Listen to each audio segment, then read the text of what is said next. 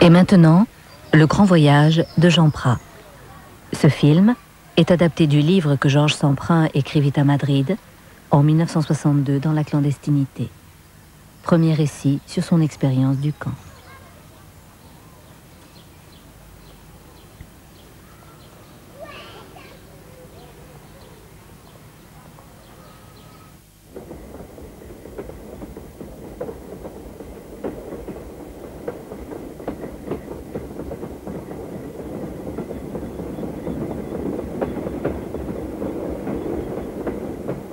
Je n'ai encore jamais raconté ce voyage. Pendant 20 ans et plus, j'ai essayé d'oublier ce voyage, et j'ai oublié ce voyage. C'était la seule façon de m'en sortir. Mais aujourd'hui, personne ne me parle plus de ce voyage. Personne ne me pose plus ces questions stupides. Aviez-vous faim? Aviez-vous soif? Étiez-vous battu? Peut-être vais-je essayer de raconter ce voyage pour eux, pour ces adolescents, pour eux qui ont atteint la gravité et l'exigence de cet âge, ne serait-ce que pour un seul d'entre eux. Si je raconte ce voyage, il faudra que je commence par Compiègne, logiquement, puisque c'est à la gare de Compiègne que nous l'avons commencé. Voici la rue que nous avons suivie pour aller à la gare, en rang par 6, enchaînés 2 à 2. Le jour n'était pas levé, il n'y avait personne dans les rues, il n'y avait que des visages fugitivement entrevus à quelques fenêtres, et le bruit aigre des réveils dans les maisons encore éteintes.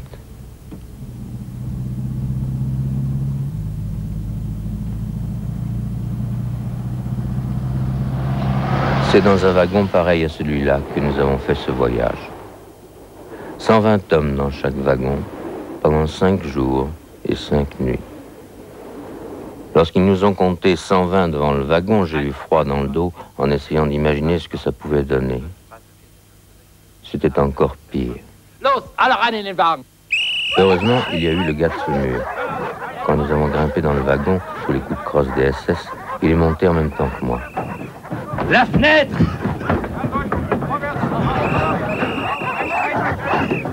Respirer, c'est ce qui compte le plus, tu comprends? Pouvoir respirer.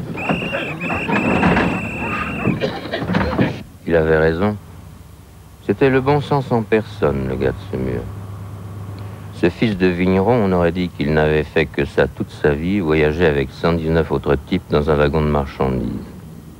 Respirer, d'abord respirer, disait-il, et pourtant, il est mort à la fin de ce voyage. Je n'aurais peut-être pas dû le dire dès maintenant. Il vaudra mieux peut-être, quand je serai vraiment décidé à raconter ce voyage, le raconter dans l'ordre, de A jusqu'à Z. J'aurais pu aussi ne pas parler du gars de ce mur. Mais maintenant, j'ai envie de laisser les souvenirs remonter en moi comme ils veulent. Les souvenirs du voyage et ceux d'avant le voyage et ceux d'après. Et j'ai envie de parler de mon copain de ce mur.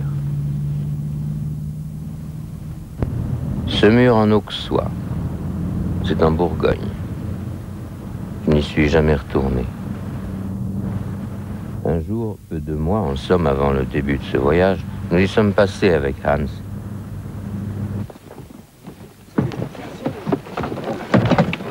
Nous apportions des armes au maquis, 3 valises pleines de plastique et des mitraillettes.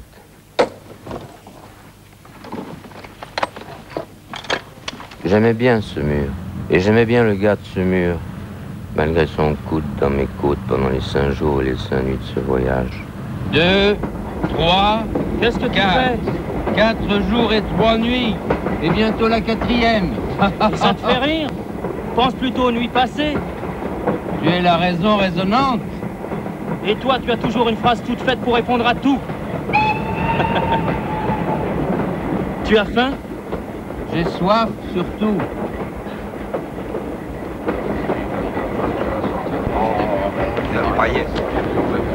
Tiens, Merci. tâche de la faire durer, c'est la dernière. Il avait 6 pommes au début du voyage. Il les a toutes partagées. Moi, je n'avais rien. Il était dans le maquis en même temps que moi et nous nous sommes peut-être rencontrés sans nous connaître. Tu vois ça? Quoi? C'est la campagne? C'est la vallée de la Moselle? C'est la vallée de la Moselle. La vallée de la Moselle. Que me rappellent ces mots? Quel souvenir enfoui dans la mémoire et qui n'est pas un souvenir de géographie. Voici que l'univers se réorganise autour de moi dans cet après-midi qui décline. Je savoure cette certitude de la vallée de la Moselle. Elle est là. Je pourrais mourir, nous pourrions tous mourir. Elle serait là, devant nos cadavres debout, somptueusement belle, devant nos regards morts. Oh, vieux, tu as des visions? Au contraire, vieux, au contraire. On dirait. On dirait que tu regardes pas vraiment. T'en fais pas. Ça va aller au moins. Ça va aller.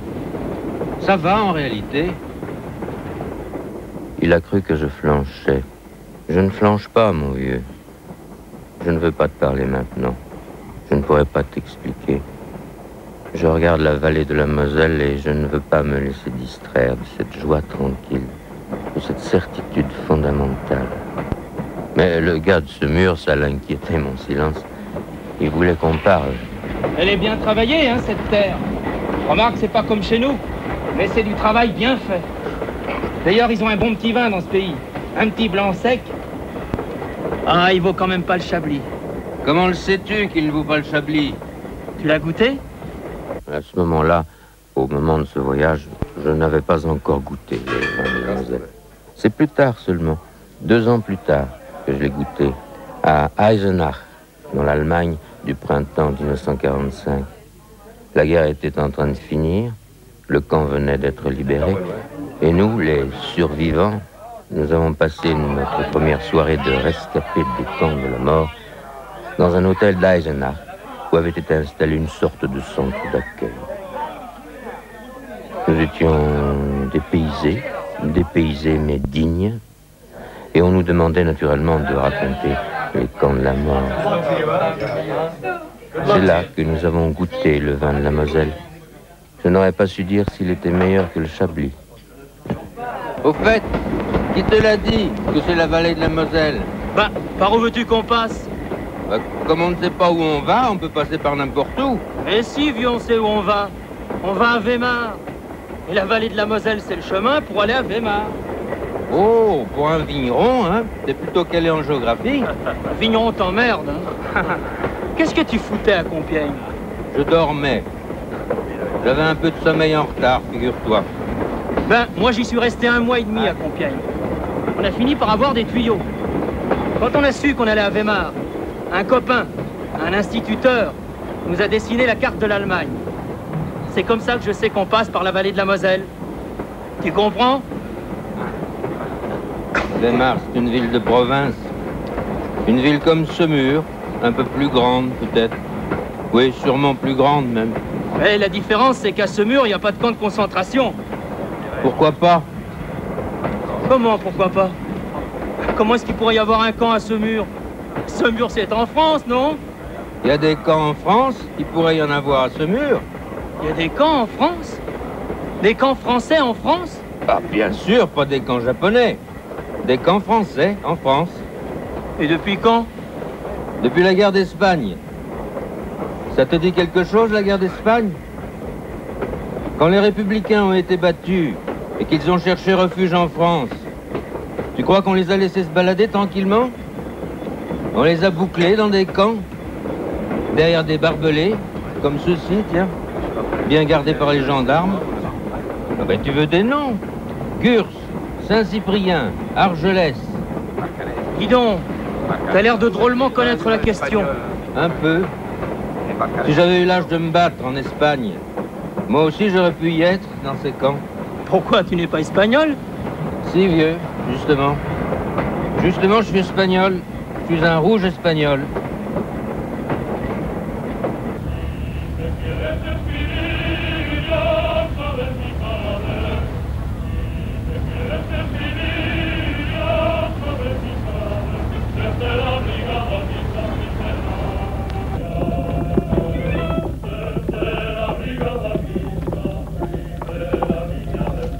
C'est en 1936, j'avais 13 ans, en arrivant à Bayonne avec d'autres réfugiés, que j'ai entendu dire pour la première fois que j'étais un rouge espagnol.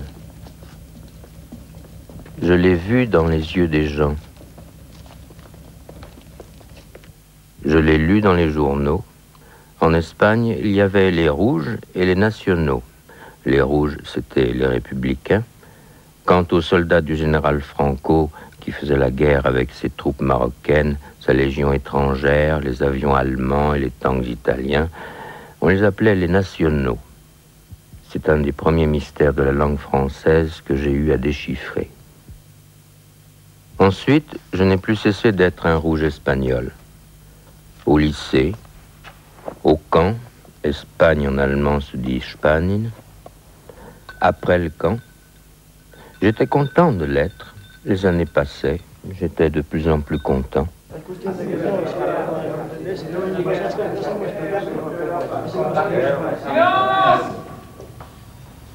Il y a quelque temps, j'attendais avec d'autres étrangers. Je venais faire renouveler mon permis de séjour. Qu'est-ce que c'est que ça? C'est ma convocation, monsieur. Qu'est-ce qu'il y a d'écrit sur ta convocation? Tu sais pas lire, peut-être? Se présenter le 17 à partir de... Le 17? T'as bien dit le 17? Oui, monsieur. Et quel jour est-on aujourd'hui? Je sais bien qu'on est le 18, monsieur. Je vais vous expliquer. Oh, m'expliquer?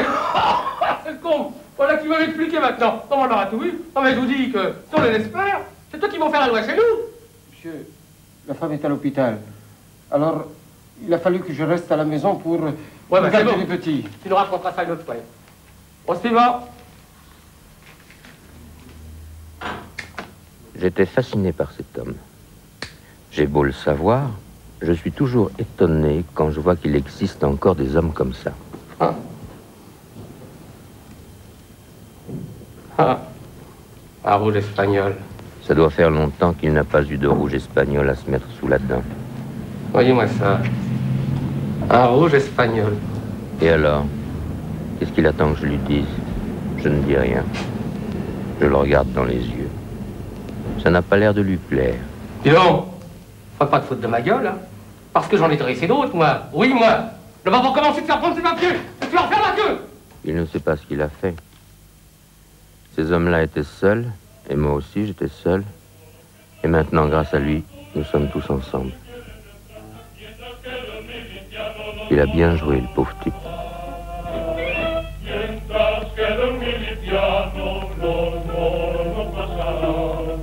Un rouge espagnol? Mais tu parles exactement comme nous. Faut que tu m'expliques ça, hein? Tout à l'heure. Je t'expliquerai tout à l'heure. Mais pourquoi pas tout de suite? Je regarde le paysage. Laisse-moi regarder le paysage. C'est la campagne. Au maquis, t'en as pas assez vu de la campagne?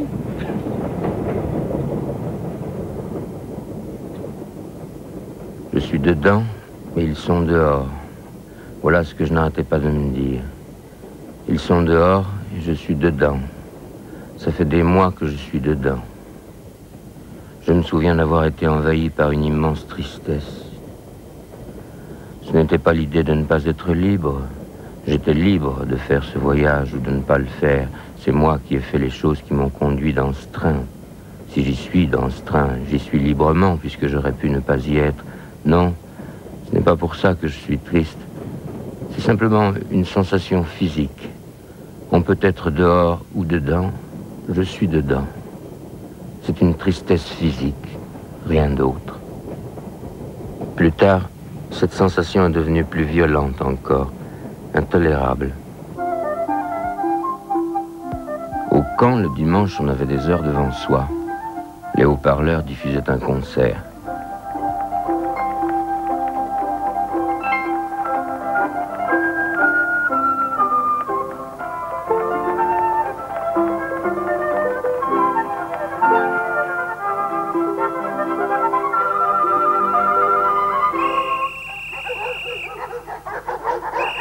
Les promeneurs rentraient, je restais seul, il n'y avait plus que le dedans, et j'étais dedans.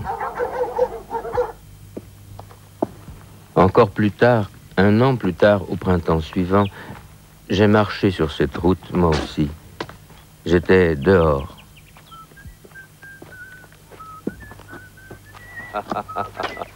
Et pourquoi tu ris tout seul? C'est le printemps qui te travaille. Vous ne trouvez pas que c'est marrant de marcher sur une route? Oui, c'est assez marrant.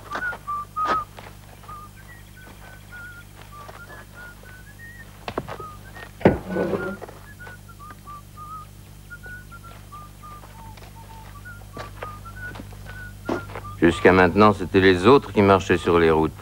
Quels autres? Tous les autres, ceux qui n'étaient pas dedans. Ah, on était quelques-uns à être dedans.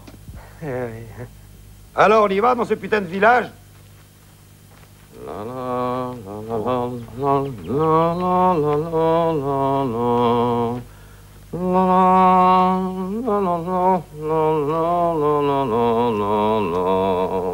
Qu'est-ce que tu crois chanter? La Paloma. Ça s'entend, non? Ça s'entend. Ça s'entend. Tu penses peut-être juste, mais tu chanteras toujours faux. Cette prédiction s'est vérifiée, j'ai toujours chanté faux.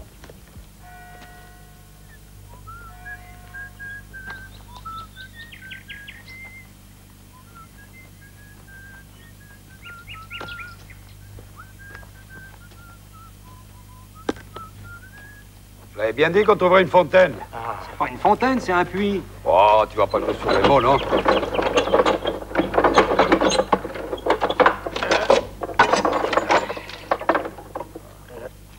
Je me demande quelle tête ils feraient si je leur disais qu'ils sont en train de boire l'eau de Goethe, et que peut-être Goethe est venu boire à ce puits, après avoir longuement bavardé avec Eckermann pour la postérité.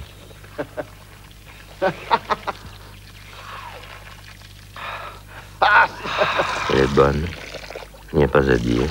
Elle est fraîche, elle est vivante. On dirait que c'est la seule chose vivante dans ce village.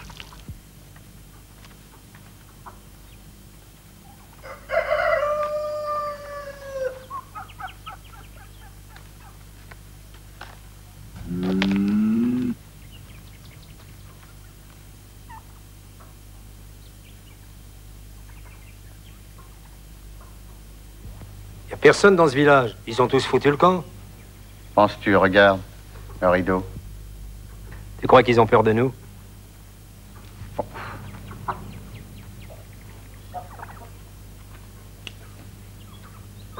Bon Dieu. Qu'est-ce que vous espériez trouver dans ce village? C'est un village allemand? Il n'y a pas de quoi faire cette dette-là. Allez, tirons-nous. Nous croyons être dehors, nous étions toujours dedans. Ce village qui avait accepté les camps avec sa bonne conscience ignorante, ce village n'était pas dehors. Il n'était qu'une autre face du même monde. Je te parie qu'un jour, ils diront qu'ils ne l'avaient jamais vu, le camp. Qu'ils ne savaient pas ce qui s'y passait. Ouais.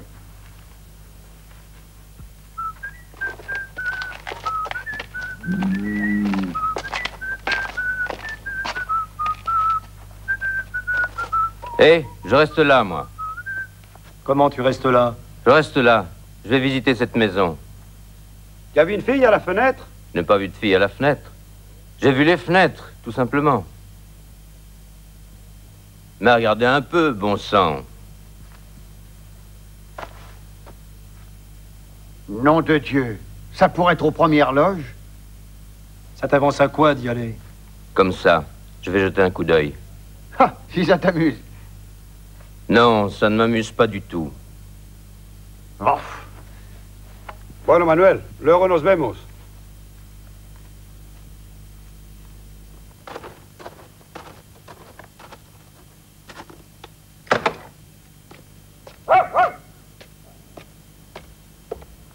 Aufmachen, los, aufmachen. Aufmachen. J'ai réalisé tout d'un coup que j'étais en train de parler comme un inceste. Ich bin allein. Ich auch. Was wünschen Sie? Ich möchte das Haus besuchen. Sie haben nichts zu befürchten. Ich möchte nur das Haus besuchen. Bitte.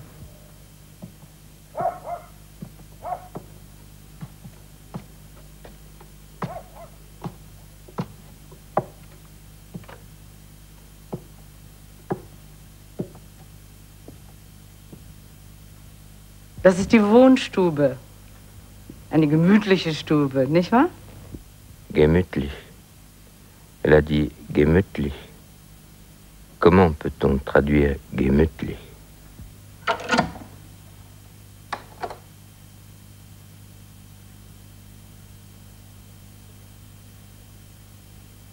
Abends seid ihr in diesem Zimmer gewesen? Gewiss. Wir sind gewöhnlich hier in diesem Zimmer. Abends, wenn die Flammen aus dem Krematorium aufstiegen, da habt ihr diese Flammen wohl gesehen?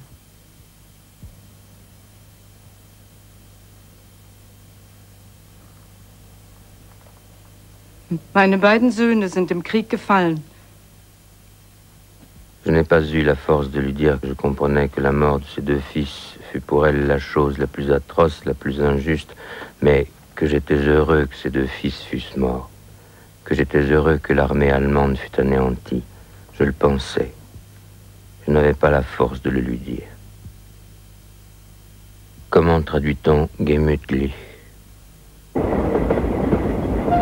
Oh! Tu regardes toujours le paysage, à cette heure? Il fait presque nuit. Je ne regardais plus. Tu ne regardais plus? Mais tu rêvais alors. Tu rêvais les yeux ouverts. Faut pas, vieux. Ça distrait. Ça distrait. De quoi? Ça distrait. Ça distrait de maintenant. Ça distrait du voyage. Ça ramollit, quoi. Faut tenir. Pourquoi? Pour raconter ce voyage? Raconter, ça, je m'en fous. Non, pour revenir, simplement. Ce serait trop con d'y rester, non? Tu ne penses pas qu'il faudrait raconter? Mais qu'est-ce que tu veux raconter? Oh, maintenant, rien peut-être, mais au bout du voyage. Au bout?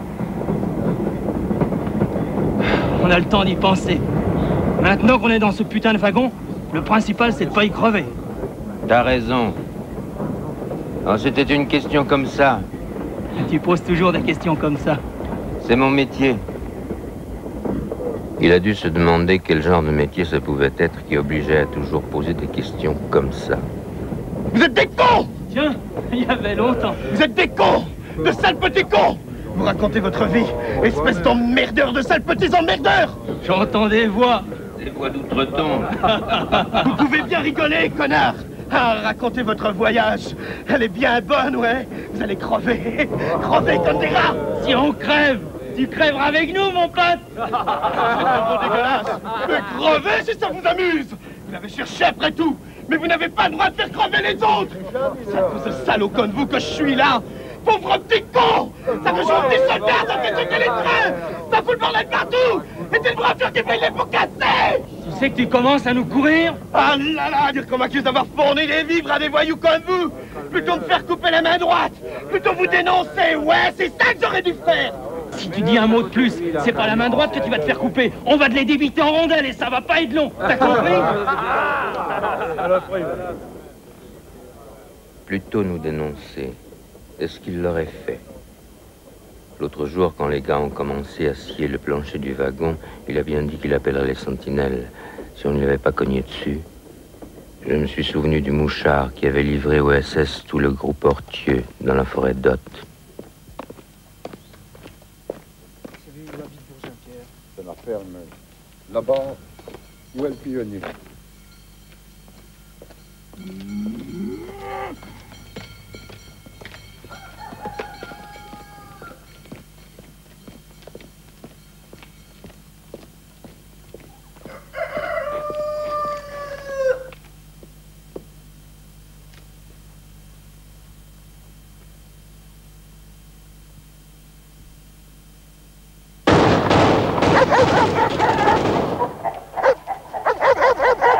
Et encore celui-là, il avait dénoncé pour l'argent ou pour le plaisir. Il n'avait pas été torturé. Vacheron, lui, grâce à qui j'ai fait ce voyage, Vacheron avait été torturé. Vous vous connaissez? Non? Vous n'avez jamais vu cet homme? Jamais vu? Mais si. Vous êtes tout à fait certain? Jamais vu. Et Philippe? Philippe, c'est Hans, naturellement. Ce serait drôle que cet Allemand sache que Philippe s'appelait Hans. Philippe, ça vous dit quelque chose? Philippe comment? Philippe Mercier. Non, je ne connais pas de Philippe Mercier. Mais si, n'insiste pas, il n'y a rien à faire. Va te faire foutre. Comment? Le français a des nuances qui lui échappent. Comment vous dites? Rien? Alors vous ne connaissez personne? Personne? Il avait l'air de penser qu'il pourrait me faire connaître des tas de gens. J'ai essayé. Il n'y a rien à faire. J'ai pensé à Vacheron longtemps plus tard, en Espagne, où je suis retourné plusieurs fois après la guerre, mais ce n'était pas pour y faire du tourisme. Alfredo, un copain de l'organisation, devait me rejoindre ici, à 11 heures. J'ai essayé de l'appeler chez lui. Alfredo Fuentes? ¿De parte de quién? Je ne connaissais pas cette voix. Soy su padre. Alfredo ha pedido que nadie le moleste. Pero si quiere usted darme su nombre y ya decírselo enseguida. Ce n'était pas le père d'Alfredo, naturellement. Escuche, Alfredo está enfermo. Pero ya que es amigo suyo, lo mejor será que pase usted por casa. Estará tan contento al recibir a alguien. Les mêmes pièges comme il y a 25 ans, et comme il y a 25 ans, les mêmes parades. La routine de quelques gestes à faire, les coups de téléphone, les amis à alerter. Mais pour l'essentiel, pour la vie et la liberté de beaucoup d'entre nous, tout allait dépendre maintenant du silence d'Alfredo, selon qu'il tiendrait le coup, qu'il ne tiendrait pas le coup. Je me demandais pourquoi certains tiennent le coup et pourquoi d'autres ne tiennent pas. Pourquoi les uns sont des hommes et les autres pas. Un homme devrait pouvoir être un homme, même s'il n'est pas capable de résister à la torture. Mais voilà, les choses étant ce qu'elles sont, un homme cesse d'être un homme s'il plie sous la torture, s'il dénonce les camarades.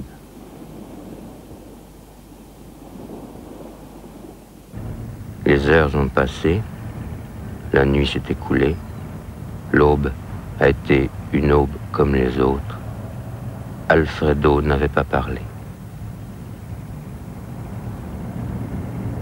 Aurait-il su se taire, le gars de ce mur, si on l'avait torturé? Il avait l'air solide, inébranlable. Tout d'un coup, cette nuit-là, sa voix a changé. Elle est devenue rauque, comme fêlée. J'ai toujours fait attention aux voix. Dis donc. Oui? Faudra qu'on essaie de rester ensemble. Là-bas, quand on sera arrivé. Faudra qu'on reste ensemble. On essaiera. À deux, on tiendra mieux le coup, hein? Il vaudra mieux qu'on soit plus nombreux à être ensemble, tu crois pas? Peut-être, mais deux, c'est déjà quelque chose.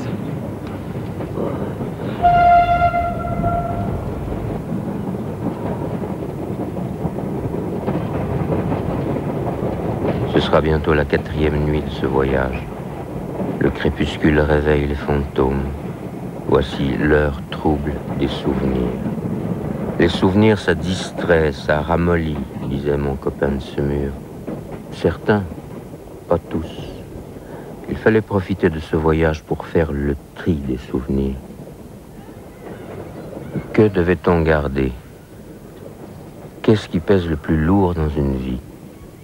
Cette nuit-là, j'ai compris que c'était certains êtres qu'on a connus, les lieux où on les a connus.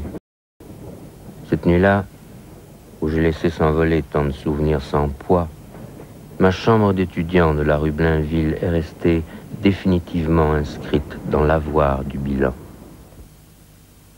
C'est là que nous passions des heures et des nuits, avec Michel et avec Hans, à décortiquer les idées reçues et à remettre en question le monde.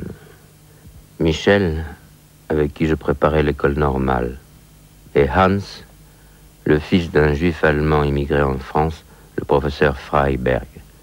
Hans, qu'en souvenir de Giraudoux nous appelions von Freiberg zu Freiberg. Nous vivions toutes choses à travers les livres, mais les livres que nous apportait Hans étaient différents de ceux que nous avions lus jusque-là. Ils avaient pour auteurs, entre autres, Hegel et Marx. Et puis, de leur côté, les événements des années 41 et 42 ont aidé nos idées à se mettre d'accord avec la pratique quotidienne.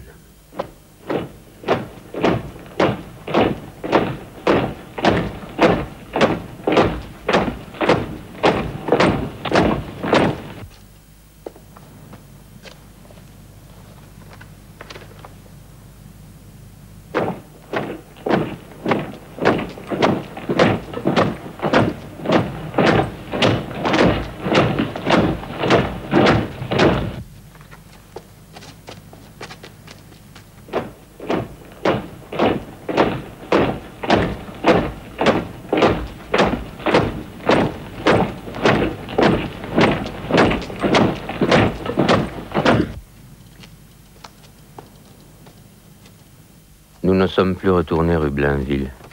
Par les routes et les forêts de Bourgogne, nous transportions des armes pour les maquis.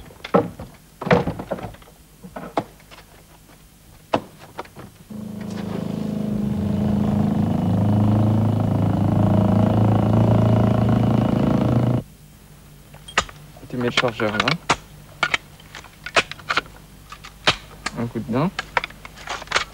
Tu amorces, tu t'enlèves le cran d'arrêt.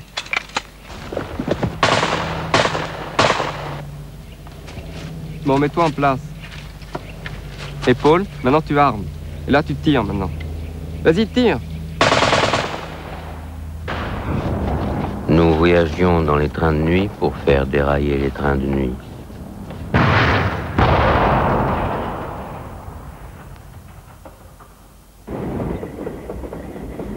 Quelle heure peut-il se faire?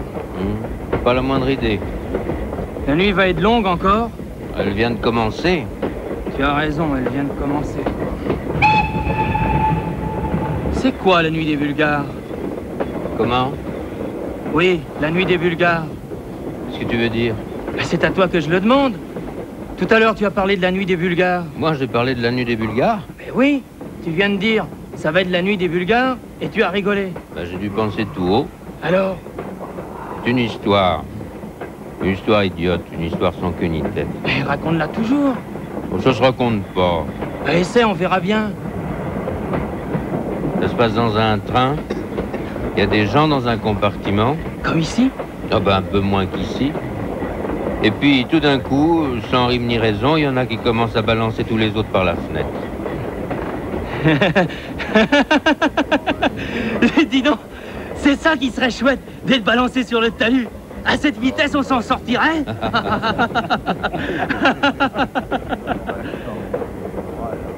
Mais pourquoi les Bulgares? Pourquoi pas les Bulgares? Parce que c'est pas très courant, les Bulgares. Par exemple, c'est moins courant que les Bourguignons. Ah, en Bulgarie, c'est sûrement plus courant que les Bourguignons. On ne parle pas de la Bulgarie? Puisqu'on parle des Bulgares, la Bulgarie est un mot qui vient assez naturellement à l'esprit, non? Oh, ce coup-ci, tu m'auras pas, hein? La Bulgarie, c'est très bien, mais les Bulgares, c'est pas courant dans les histoires. Dans les histoires bulgares, c'est très courant. Ton histoire, c'est une histoire bulgare. Ah, malheureusement, non. Ah, tu vois que c'est louche. C'est pas une histoire bulgare, et c'est quand même plein de Bulgares, hein? Tu aimerais mieux des Bourguignons. Comment? Un plein compartiment de Bourguignons, et qui commence à se balancer par la fenêtre. Ah. Tu crois que c'est courant, ça, des Bourguignons qui se balancent par la fenêtre? Ils n'ont pas fuité, les gars de ce mur. On dirait des maisons. On arrive quelque part. Tu crois qu'on va s'arrêter? On va peut-être bouffer, j'espère. Oh, tu crois au Père Noël? C'est pas possible qu'on nous laisse encore toute la nuit sans manger. Merde, il est que 9h. 9h? J'aurais cru qu'il était au moins minuit. Il avait qu'à pas faire cadeau de ta montre aux frites. Toujours aussi drôle. Qu'est-ce que c'est que cette ville? Arrêt buffet. Ah, pourvu qu'on ait à boire, mon Dieu. Ah oui. Rayé. Pas trier. Trire, ça veut dire trêve. Voilà pourquoi il me semblait bien connaître la vallée de la Moselle. Ça te rappelle quelque chose, Trèves? Vaguement, oui. Tu y es déjà venu? Non, jamais. Tu connais quelqu'un d'ici, alors? Ben, c'est ça, voilà, c'est ça. Tu connais des Boches, maintenant? Des Boches. Je sais pas ce que tu veux dire. Oh, ce coup-ci, tu charries, hein? Tu charries vraiment. Tiens, das sind Terroristen. Peter, geh nicht aufs Gleis. Komm zurück. Komm.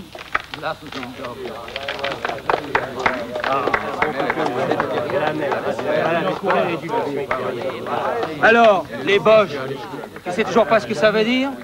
Les Boches et les gosses de Boche, tu connais maintenant? Mets-toi à sa place. À la place de qui? De ce gamin. Ah, foutre non, il peut bien la garder, sa place. Ce fils de putain de Boche. Je n'ai pas insisté. D'ailleurs, je n'avais pas envie de discuter. Des Boches, comme disait mon copain de Saumur dans son vocabulaire primitif et mystifié, je n'en connaissais pas beaucoup en 1943. Je connaissais Hans, bien sûr. Je ne savais pas encore qu'il venait de mourir au maquis du Tabou. Je connaissais des types de la Gestapo, le docteur Haas et ses adjoints. Je connaissais les 2 sentinelles qui m'avaient emmené de Dijon à Compiègne. Mais je connaissais surtout ce soldat allemand qui nous surveillait à la prison d'Auxerre. Il avait assisté à ma conversation avec le type de la Gestapo et Vacheron, le gars qui m'avait dénoncé. Verstehen Sie Deutsche? Ja. Ich möchte Ihnen eine Frage stellen. Bitte. Nous étions bien polis. À vrai dire, je pensais surtout que le type de la Gestapo était en train de téléphoner au docteur Haas et que tout allait recommencer. Warum sind Sie verhaftet? C'est une question qui va loin en ce moment précis, plus loin sûrement qu'il ne le croit, car du même coup il me demande pourquoi y a-t-il des gens qui sont arrêtés et d'autres qui arrêtent? Pourquoi suis-je là, moi, à vous garder? Pourquoi est-ce que je vais tirer sur vous si vous tentez de fuir?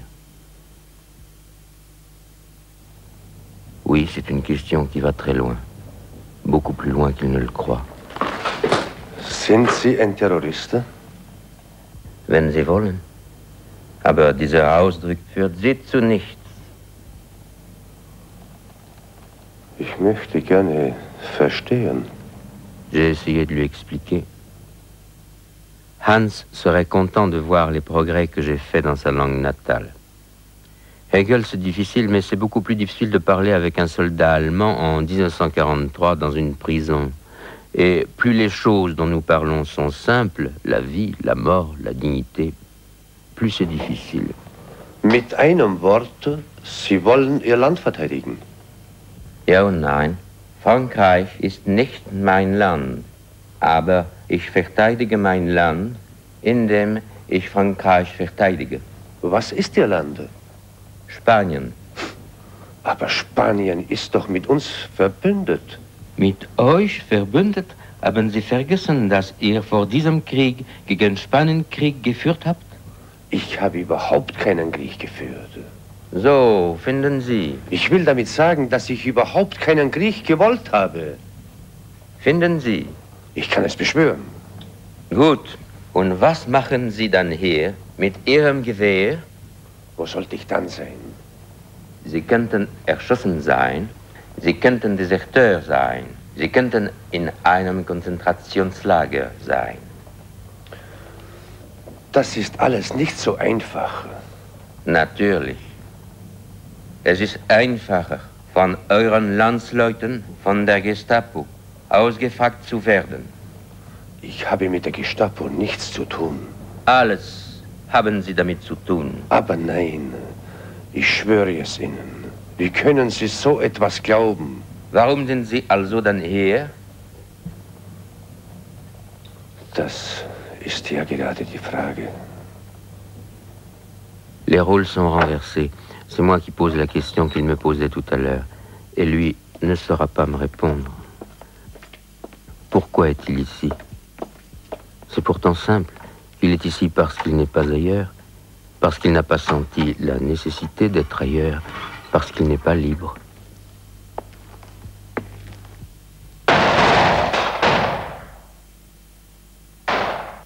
Le jour suivant, ils ont fusillé René Hortieux. Hatten Sie Dienst gestern Nachmittag? Nein, ich war nicht dabei. Wenn Sie einen Befehl gehabt hätten, dann hätten Sie meinen Kameraden mit erschossen.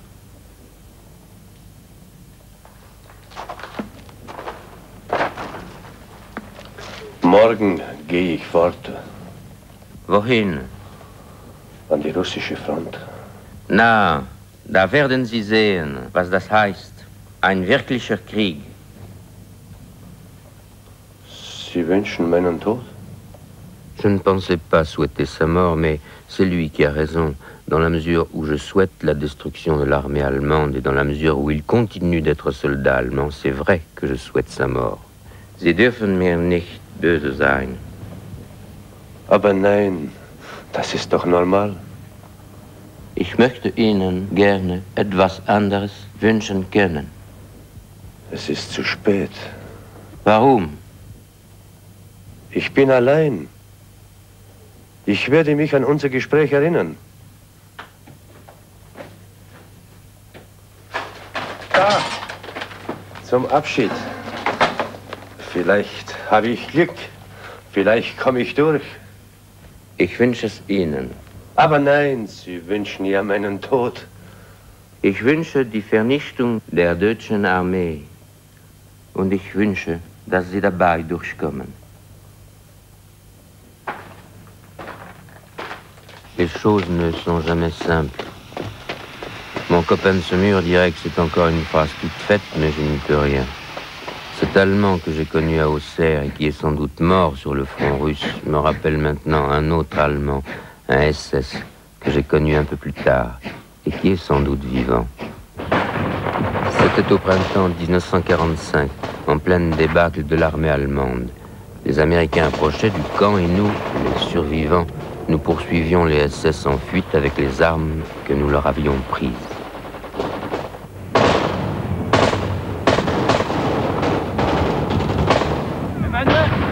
Manuel! J'ai reconnu ce SS. C'était un Blockführer. Il avait des raisons d'avoir peur. Qu'est-ce qu'on en fait? À votre avis? Il est blessé, ce salaud! Ouais, on va le soigner. On verra plus tard. Vous en êtes bien sûr? Ouais, on va le ramener au camp. Qu'on le soigne, ce salaud!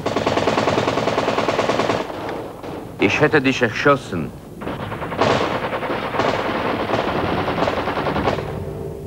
Geht zum Teufel. C'était une sottise. Le SS, lui, à leur place, les aurait descendus. Mais j'étais content qu'ils aient fait cette sottise. Ils ne sont pas entrés dans cette guerre volontairement pour exécuter un prisonnier blessé. Ils l'ont faite, cette guerre contre le fascisme, pour qu'on n'exécute plus les prisonniers blessés. Aujourd'hui encore, quand je pense à eux, je suis content qu'ils soient sortis de cette guerre avec ce cœur faible et pur.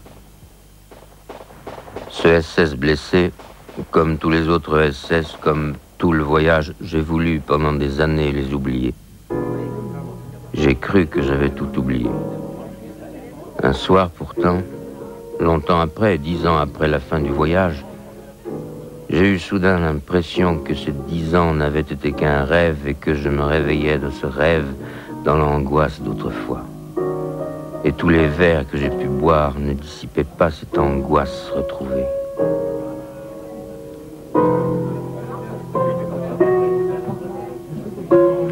Sigrid, je la connaissais un peu.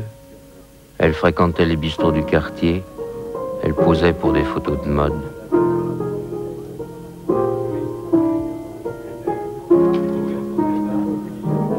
Guten Abend, Sigrid. Wie geht's dir? Ach, du sprichst Deutsch? Natürlich. Wo hast du es gelernt? Im KZ. Wo? C'est faux. Je savais l'allemand avant d'aller au camp. Mais ce soir, j'ai envie d'agresser cette fille au visage trop lisse. Wo? Im KZ. Konzentrationslager. Nie gehört? Pourquoi poses-tu ces questions? Pour savoir. Pour savoir quoi? Tout. C'est trop facile de ne pas savoir. Ou de faire semblant de ne pas savoir. Ou d'oublier. C'est trop facile d'oublier. Après tout, tu pourrais être la fille du docteur Haas. Qui c'est, le docteur Haas? Un type de la Gestapo. Pourquoi est-ce que tu me traites comme ça? Je te traite pas. Je te demande. Tu crois que tu as le droit de me traiter comme ça? Je ne crois rien, je te demande.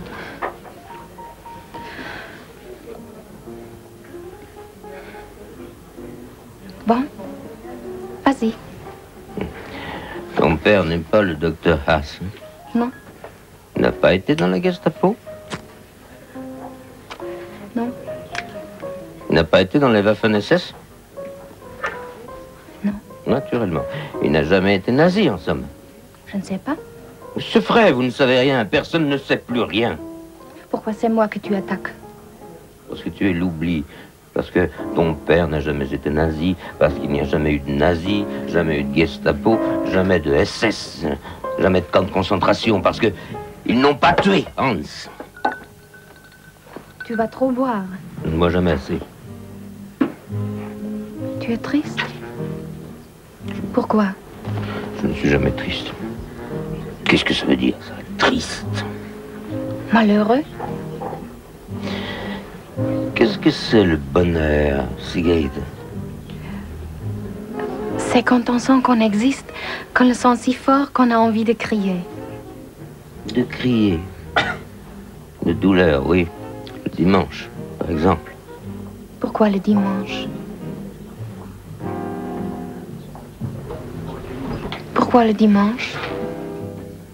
Viens danser. Je t'expliquerai ce qu'est le bonheur. Tu ne dois pas savoir, toi. Pourquoi? Comme ça, tu ne dois pas savoir. Mais si, je le sais. C'est la vallée de la Moselle. Encore? Tu passes ton temps à te souvenir. Moi, non, je passe mon temps à oublier. C'est pareil. De toute façon, tu es toujours avec le passé. Et alors? Eh bien, le bonheur, c'est toujours le présent, au moment même. Sigrid, tu es réconfortante. Je dis ça, mais au fond de moi, je crois que je lui en veux d'être l'oubli, de réussir à être l'oubli. Oh, j'ai tout. Feu vert. Mais lui le contraire. Faites de la place. Que dégagez. Qu'on vous êtes fait la fête. Attention, là. Foutez-le près de la fenêtre. Près de la fenêtre, près de la fenêtre. Soulève-le. Vraiment, vieux, t'es marrant. Il a l'air mal parti.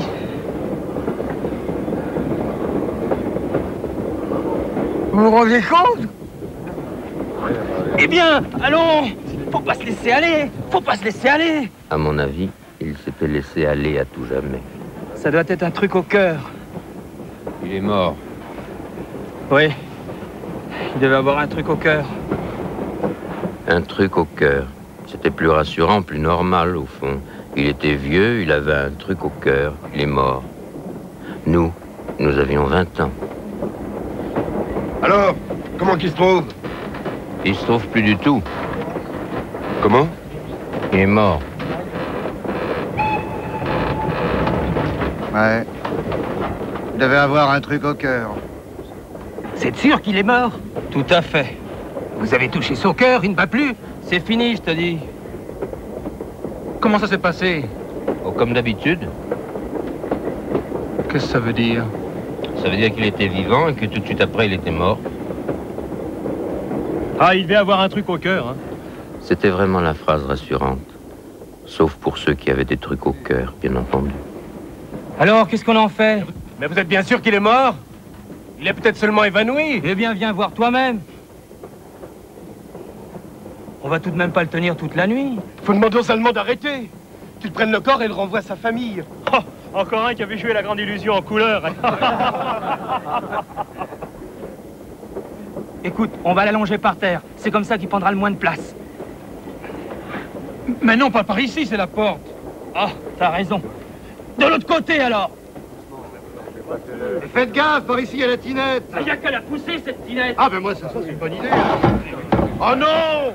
Vous n'allez pas me coller la tinette sous le nez? Et alors? Jusqu'à maintenant, c'est toujours moi qui lui sous le nez. Chacun son tour. C'est fini, oui. Mais poussez-la, cette fondue de tinette, qu'on puisse allonger le vieux. On poussera pas la tinette. Et comment qu'on va la pousser, tiens?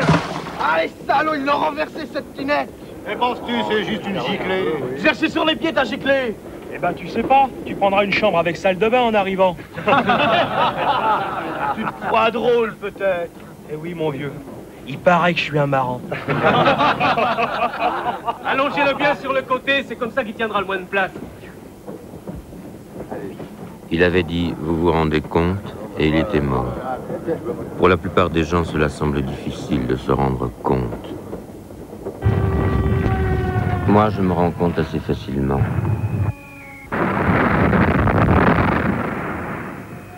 C'est peut-être à cause de la guerre d'Espagne qui m'a donné quelques années d'avance sur eux, et aussi une plus grande habitude de la mort.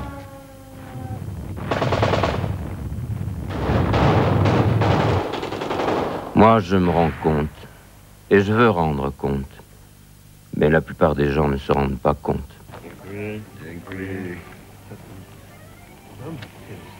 Oye, ¿dónde chavalas? Elles ne se rendaient pas compte, elles non plus, ces deux filles invraisemblables qui ont débarqué au camp le lendemain de sa libération et qui ont demandé à le visiter.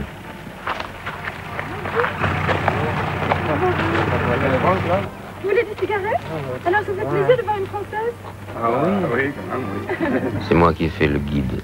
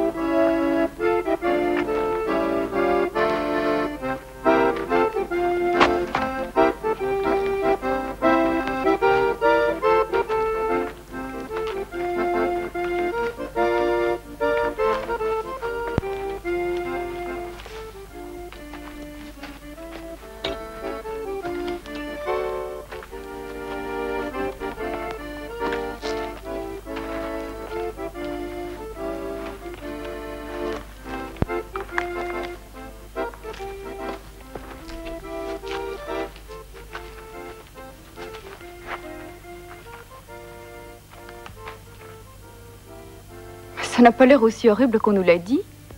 Est-ce qu'on n'aurait pas un peu exagéré? Venez par ici. Elles allaient se rendre compte. Elles allaient voir l'inimaginable. Nous non plus, pendant ce voyage vers le camp, nous ne pouvions pas l'imaginer. Et pourtant, nous avons essayé souvent, au long des nuits de ce voyage. Mais elle en finira jamais, cette nuit. Quelle heure peut-il bien se faire? Je commence à en avoir ma claque. Dis donc, ce camp où on va, tu as une idée de ce que ça peut être? Le gars de ce mur est mort avant de savoir. Je sais maintenant. Tout le monde, tous ceux qui l'ont voulu, ont pu le savoir. Ont pu voir ces images inimaginables. Ont pu voir ce que j'ai montré à ces jolies filles en uniforme. L'une des deux n'a pas pu supporter ce spectacle. Elle a fui ce spectacle. C'est parfois pénible de se rendre compte. Pourquoi avez-vous fait ça? Vous vouliez visiter le camp? Continuons. Je crois que je n'en aurai pas la force. Je l'ai revu quelques jours plus tard, dans cet hôtel d'Eisenach. Après le vin de la Moselle, nous avions bu du cognac français. Les copains n'en finissaient pas de ressasser les souvenirs du camp. Je ne parlais pas. J'avais décidé que je ne serais pas un ancien combattant. Bonsoir. Ah oui. Bonsoir. Comme si sa présence ici allait de soi. Ce devait être le vin de la Moselle. Il avait tort. Pardon? Il est fameux, le vin de la Moselle. Il vaut bien le Chablis. Qui est-ce qui avait tort? Il est mort de toute façon. C'était un gars de Semur. Semur en Auxois? Oui. Mes parents ont une propriété par là. Avec de grands arbres, une grande allée au milieu et des feuilles mortes. Comment le savez-vous? Les grands arbres vous vont bien? Il ne doit pas y avoir beaucoup de feuilles mortes à présent. Il y a toujours des feuilles mortes quelque part. C'était sûrement le vin de la Moselle. Oui, Emmanuel, présente-nous cette mignonne. Martine Dupuis. Mademoiselle Dupuis, je vous présente un groupe d'anciens combattants. Bonsoir. Bonsoir. Et vous, qu'est-ce que vous êtes? Moi, je ne serai jamais un ancien combattant, je suis un futur combattant. Que faites-vous dans la vie? Qu'est-ce que je faisais dans la vie? Heureusement, il y avait eu le vin de la Moselle. J'ai horreur de Paul Valéry, j'ai jamais lu autant N'emporte le vent et je déteste Charles Morgan. Même Sparkenbrough? Oh, surtout Sparkenbrough. Pourquoi? Ça se passait avant la rue Blainville. Qu'est-ce qu'il y a eu rue Blainville? Tout. Je veux dire, c'est là que j'ai commencé à devenir un homme. Quel âge avez-vous? 21 ans. Mais c'est pas contagieux. Ça, c'est une plaisanterie d'anciens combattants. D'accord, effaçons. Effaçons. Binches et cognac. Ja, gern. Danke, es geht noch. À vos amours.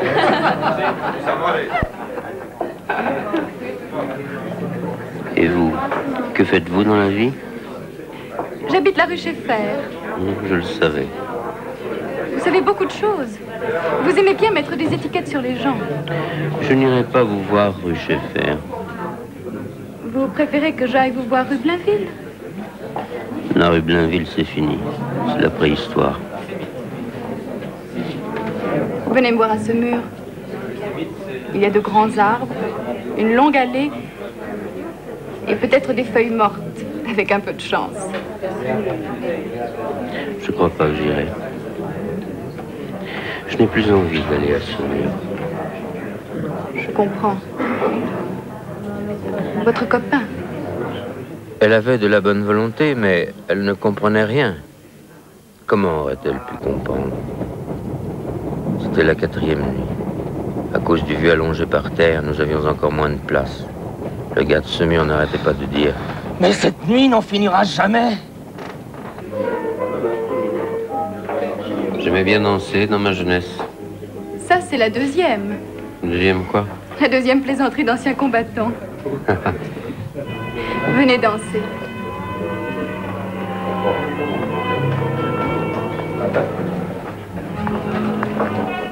Comment te faire comprendre, Martine? Je n'ai pas envie de te faire comprendre. Je n'ai pas envie de te raconter. J'ai envie de toi, tout simplement. Hello, Martine. J'aimerais vous présenter, mais je ne sais même pas votre nom. Vous donnez pas cette peine. Bonsoir, vieux. Bonsoir, jeune homme. Tu viens du camp? Ah, on ne peut rien vous cacher. C'était dur, hein? Mais non, pas du tout, c'était de la rigolade.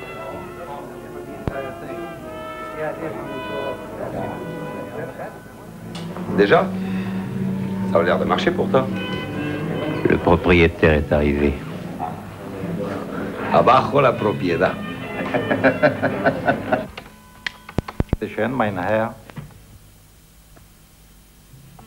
J'ai donc dormi seul cette nuit-là. Nuit dans un vrai lit depuis 2 ans.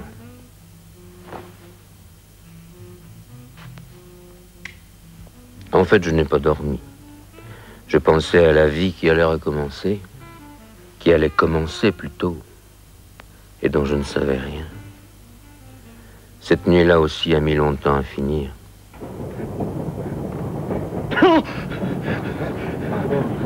Vieux, tu ne dors pas? Peut-être, si j'ai peut-être dormi un peu. Tu crois qu'elle en finira cette nuit? J'en ai vraiment marre. Tu veux pas essayer de dormir? Oh non, c'est pire. J'ai des cauchemars. Je rêve que je tombe. Je n'arrête pas de tomber. Moi aussi, mais ça fait du bien. Ça nous sort d'ici pour un moment. J'ai peur, vieux. J'ai peur de ne pas pouvoir tenir le coup. Toi? Oh, laisse-moi rigoler. Sans blague, vieux. Je me sens tout mort à l'intérieur. Comment ça, mort? Mort, pas vivant, quoi. Le cœur aussi? Oui, le cœur aussi. Le cœur mort. C'était presque les mêmes mots.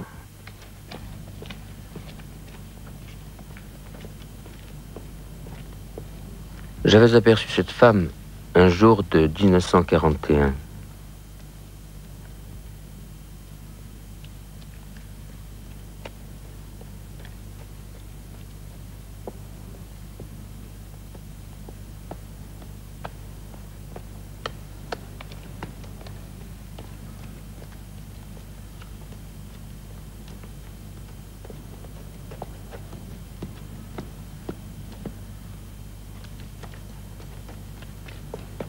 Quelle question voulait-elle poser? Qu'est-ce qui l'empêchait au dernier moment de la poser? Elle n'avait pas confiance.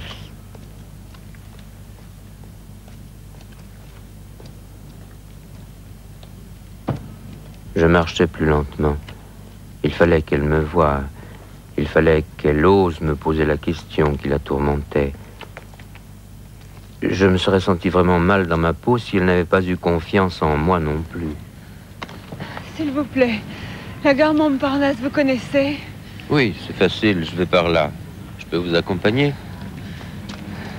Donnez-moi votre valise. Je m'attendais à une question beaucoup plus grave. Mais au fond, pour elle, c'était peut-être la question la plus grave. Pour cette femme, en 1941, la gare Montparnasse, ça pouvait être une question de vie ou de mort. Je verrai Antoine Bourdelle chez des amis.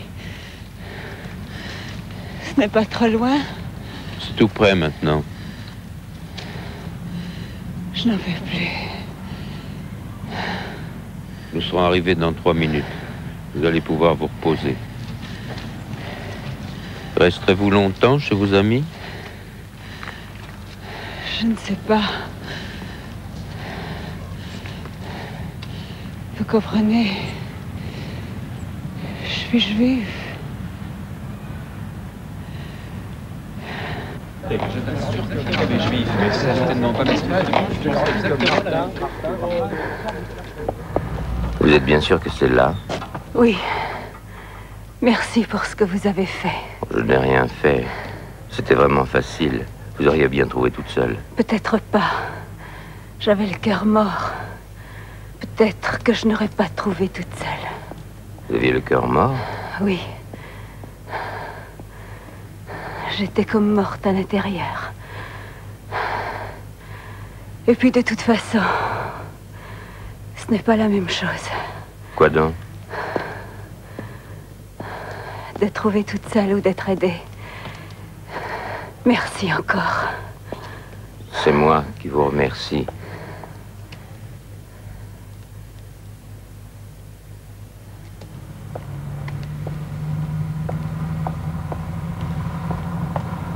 Si mon copain de Semur ne s'était pas senti le cœur mort, me serais-je souvenu de cette femme juive dans le wagon 2 ans plus tard? Je me suis demandé alors, en pensant à elle, si son cœur s'était remis à vivre, si elle avait pu se cacher longtemps dans cette maison à Montparnasse, ou si finalement elle avait dû, elle aussi, faire ce voyage. Je l'ai su plus tard, quelques années après le retour de ce voyage, quand je croyais que ce voyage était oublié. Je m'étais trouvé un matin tout près d'une propriété où j'avais passé les derniers étés de mon enfance.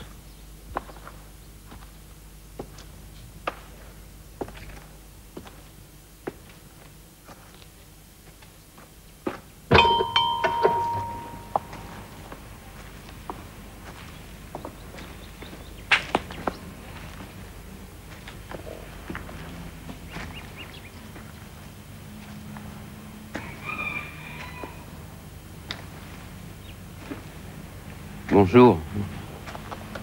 C'est bien le même bruit. Bonjour, monsieur. Je suis une amie de Madame Wolf. Ah, Vous la connaissez? ma famille avait loué cette maison avant la guerre. Il y a longtemps que vous n'êtes pas venu.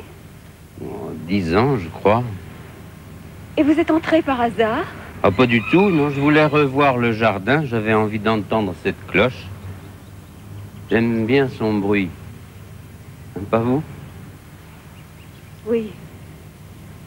Moi aussi. Vous savez pourquoi vous aimez le bruit de cette cloche? Parce que c'est comme autrefois. Exactement. Pourquoi dites-vous exactement? Vous ne pouvez pas comprendre. Mais si, c'est la même chose. Pour moi aussi, c'est un souvenir d'avant.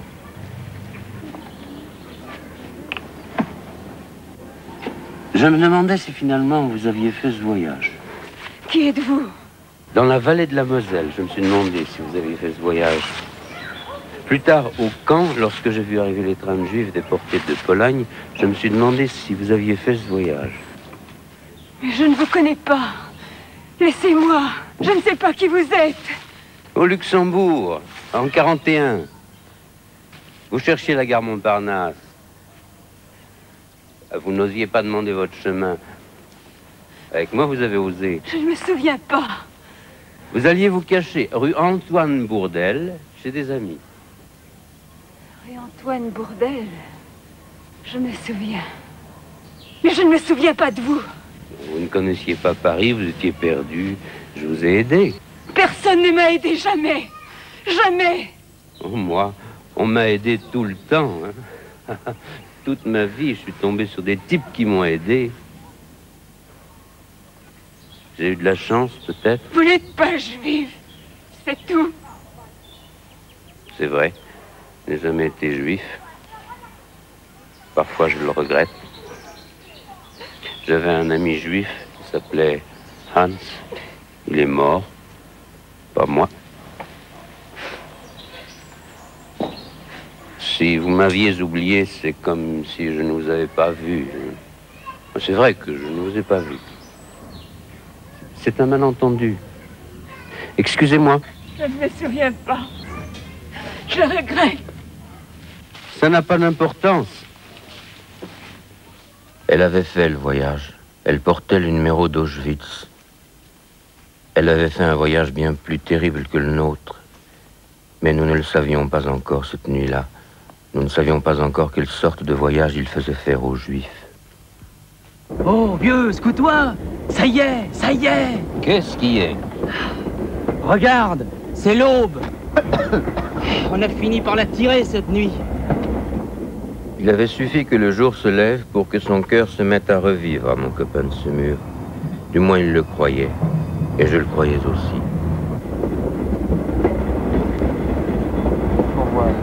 Ça ne t'intéresse plus, le paysage? Il n'est pas beau, ton paysage. Qu'est-ce que t'aurais voulu? Un circuit touristique? En tout cas, on roule, non? Je crois que tu as parlé trop tôt. Oh, merde, alors. Oh, ça ne finira jamais. Où est-ce qu'on est? Bah, racontez un peu ceux qui sont près de la fenêtre. C'est une gare. On est encore dans la nature. C'est une gare. Une grande gare? Non, une petite gare. On est arrivé. Comment veux-tu que je le sache, vieux? Birkenfeld. Ça s'appelle Birkenfeld. Alle Mann raus. Aufstellung nehmen. Aufstellung nehmen.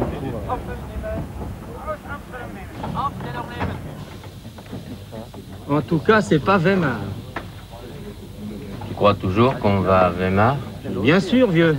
Pourquoi ça aurait changé?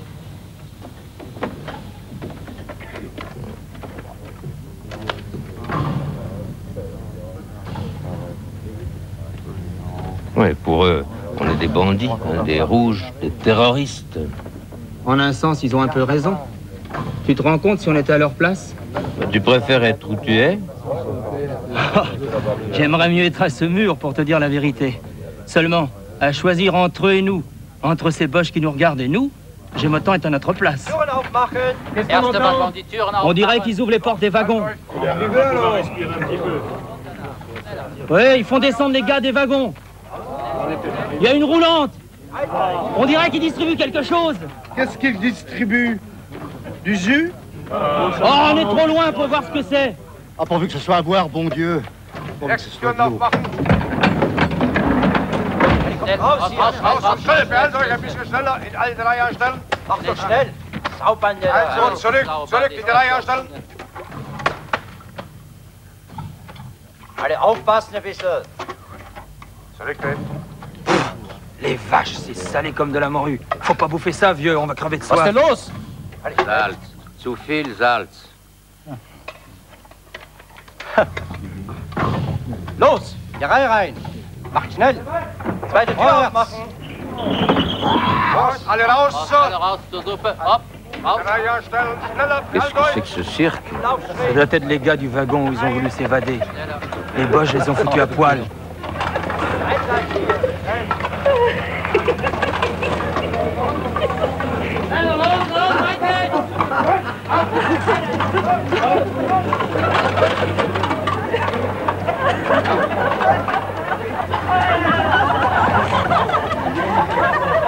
Les salopes, elles se payent un jeton. Hein.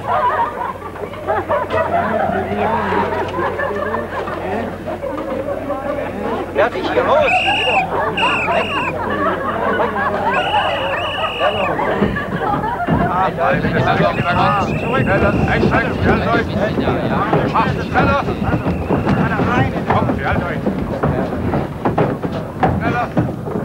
C'est dégueulasse, se donner en spectacle comme ça. Faut pas savoir qu'il y aurait du public. Ils auraient dû s'en douter.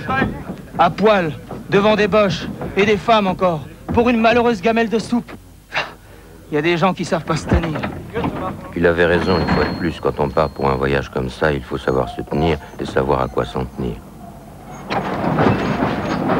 Et voilà, le voyage continue. On tiendra, vieux, jusqu'au bout. Bien sûr qu'on tiendra. Jusqu'au bout du voyage, et jusqu'au bout de tout. Bien sûr. Ce n'était pas pour le rassurer, j'étais sûr qu'il allait tenir. Et pourtant, il n'était plus avec moi, mon copain de Semur, quand j'ai refait le voyage en sens inverse. À un moment donné, les arbres allemands sont devenus des arbres français. Je ne voyais pas la différence. Mais je devais mal voir, certainement. Ça y est, les gars, on est arrivés. Ici, On c'est est la chez France. nous. Vive la France. Emmanuel, réveille-toi, on est arrivés, on est chez nous. Pas moi. Comment ça? Pas français, je suis espagnol. T'es peut-être espagnol, mais la France est ta patrie d'adoption. Ça, je te remercie, mais une patrie, tu sais, c'est suffisant. J'ai pas envie de m'en coller une autre sur le dos.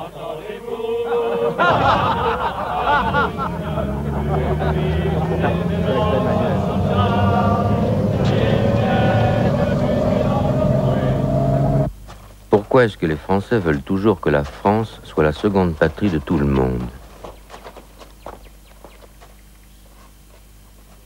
Pas toujours, d'ailleurs. Je m'en suis aperçu au centre de rapatriement.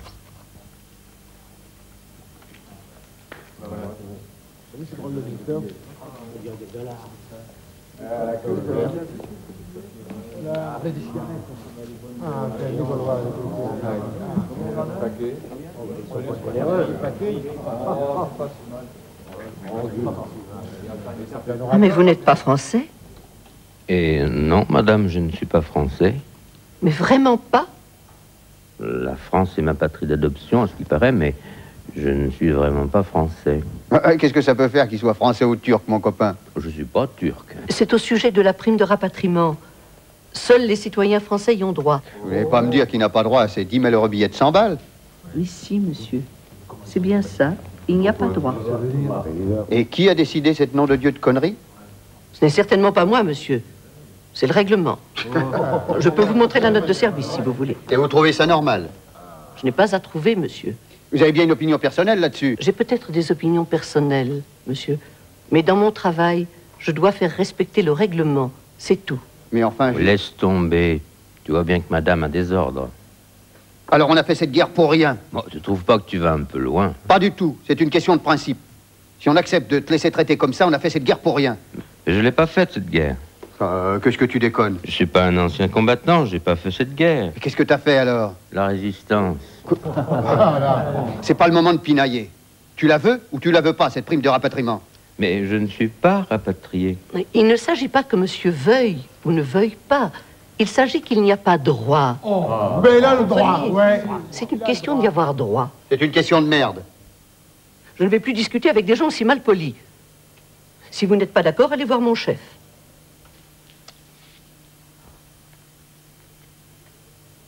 Malheureusement, les instructions sont formelles. Seuls les citoyens français ont droit à ces 1000 francs. Mais ces 1000 francs, je tiens à le préciser, ne représentent qu'un acompte. Le montant définitif de la prime de rapatriement n'a pas encore été légalement précisé, non plus d'ailleurs, notez-le bien, que le statut des déportés. Le problème des rapatriés qui ne sont pas français est un problème général qui devra être résolu à ce moment-là dans son ensemble.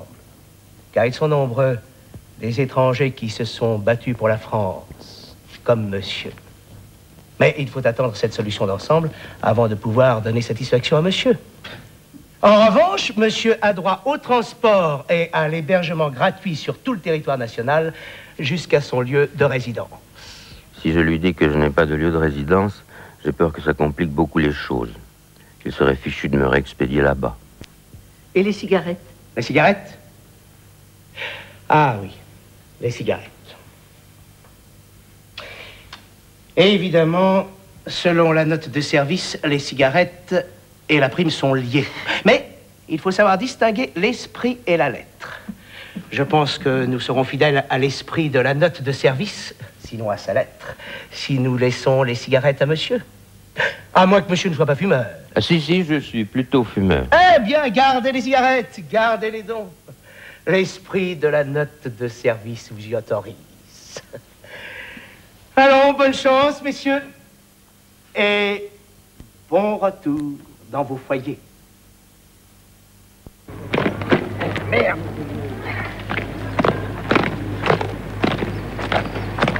Pas croyable, hein?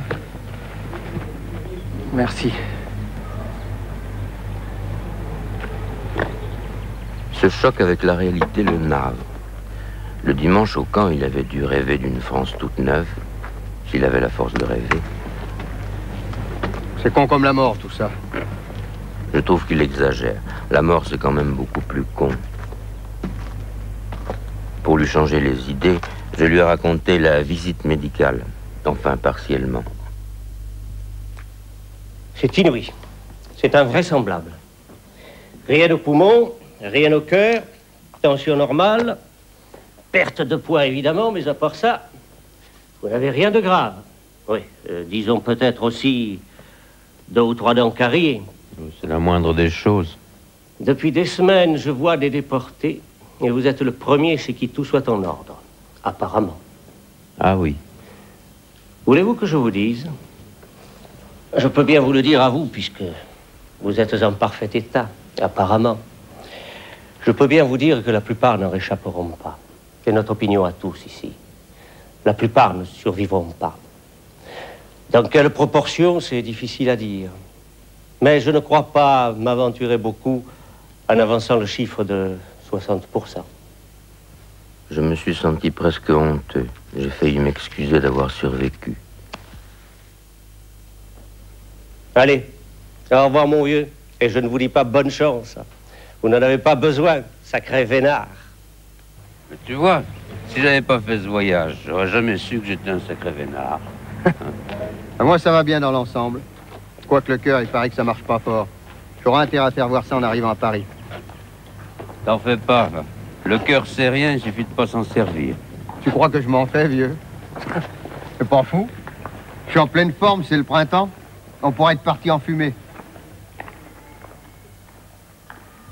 Je me demandais s'il était dans les 60%. Je n'ai plus eu de nouvelles de lui pendant un moment, et puis un jour j'en ai eu. Il était dans les 60%.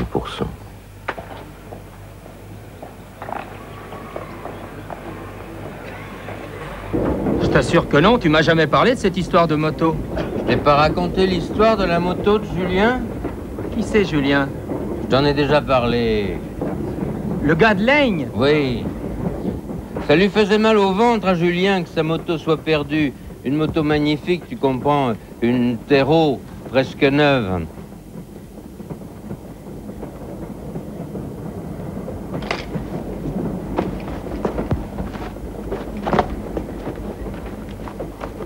Alors, on a décidé d'aller la chercher, près de la scierie où elle était restée, sous le nez des Allemands. Ils vous ont canardé? Un peu, mais on a pu filer. C'était une bonne moto. Quelle connerie! C'est pour des conneries comme ça qu'on se fait descendre. Eh oui.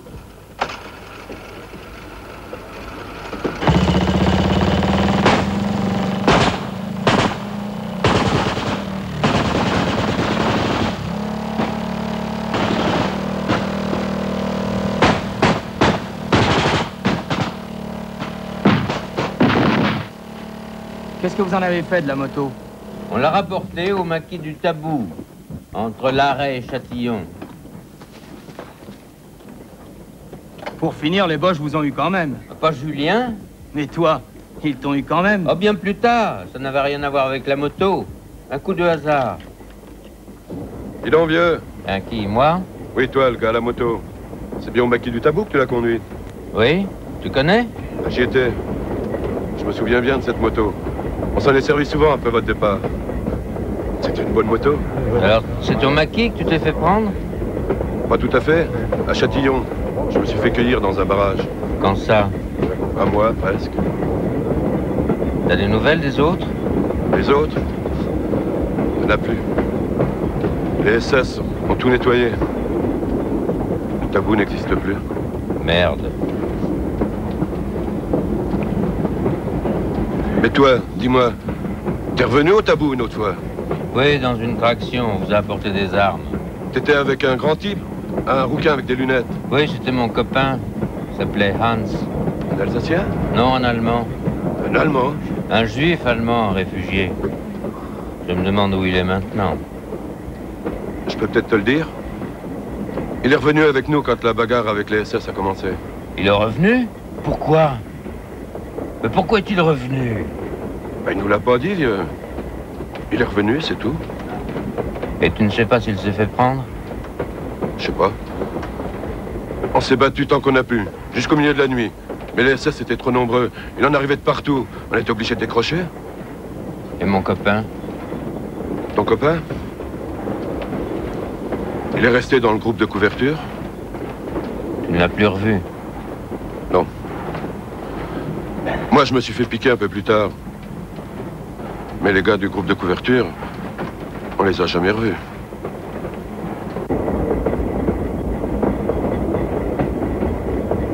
Hans était resté dans le groupe de couverture. C'était à prévoir.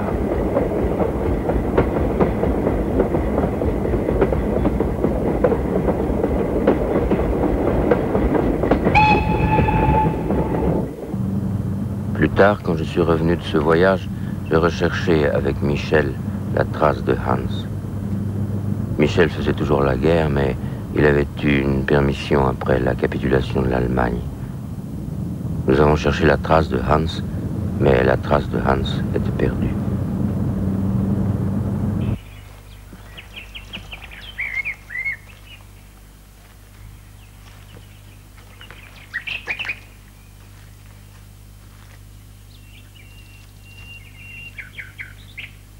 Tu sais ce que m'a dit Hans la dernière fois que je l'ai vu? Nous étions allés dans la forêt, sur les lieux de ce qui avait été le Tabou.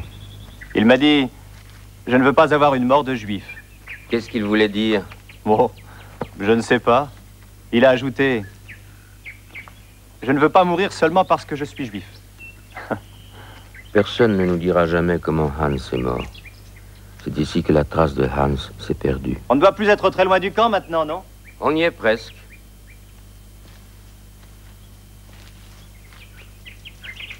Hans n'a pas pu écouter la forêt.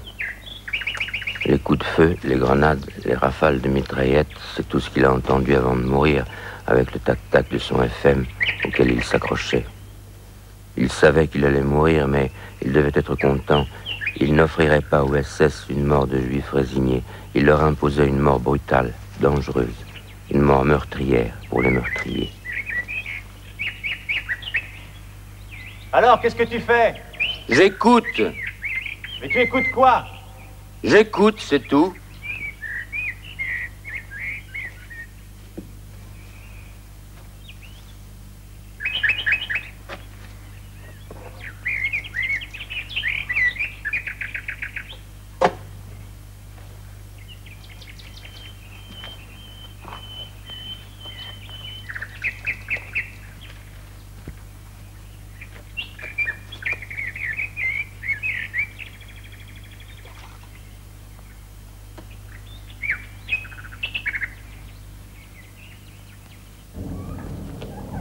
Janine!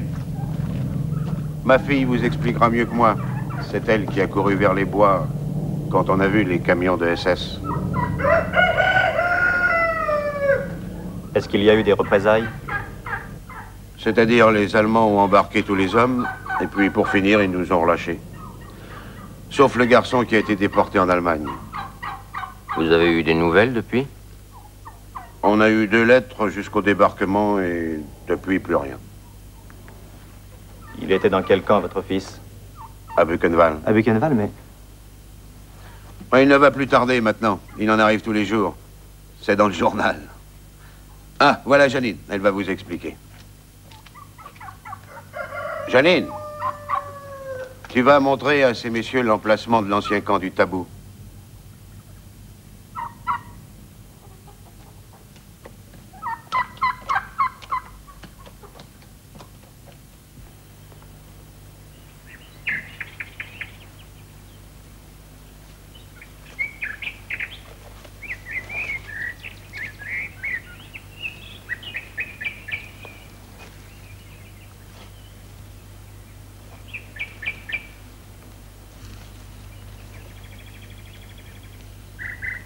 Je m'en souviens très bien de votre camarade. Il venait parfois à la ferme les derniers temps. Quel âge aviez-vous? 16 ans.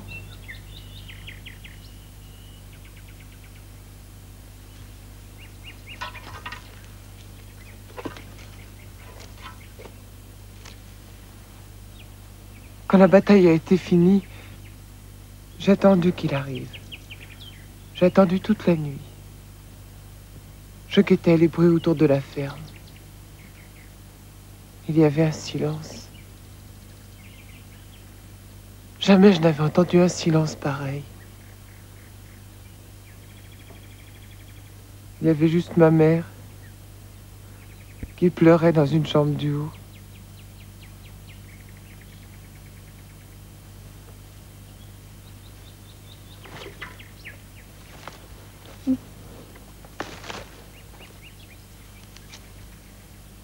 Je croyais qu'il serait peut-être que blessé.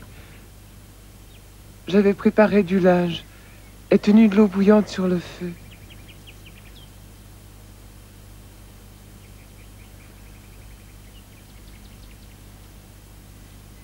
Des jours après, j'ai cherché dans la forêt, partout. Ça n'avait pas de sens, mais il fallait que je le fasse. Même maintenant, des fois je viens ici.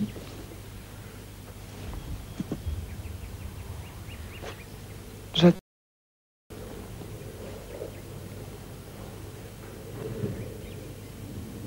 C'est bête.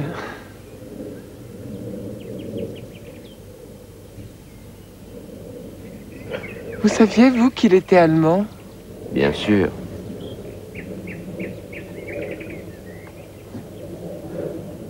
Il chantait souvent une chanson où il était question du mois de mai. Vous l'avez retenu? Pas les paroles, bien sûr. L'air un peu. Vous voulez pas me la chanter? La la, la la la la la la. La la, la la la la la la. La la, la la, la la.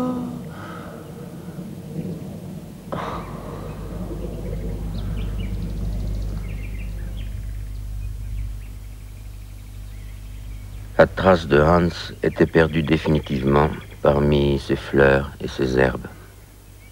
Avant de vendre chèrement sa peau, il avait chanté une mélodie de Schumann à cette paysanne bourguignonne. Je ne saurais jamais rien d'autre. Mais dans le train où tombait lentement pour la 5e fois depuis le début de ce voyage, le crépuscule, je venais seulement d'apprendre que Hans était resté dans le groupe de couverture et je savais ce que ça voulait dire.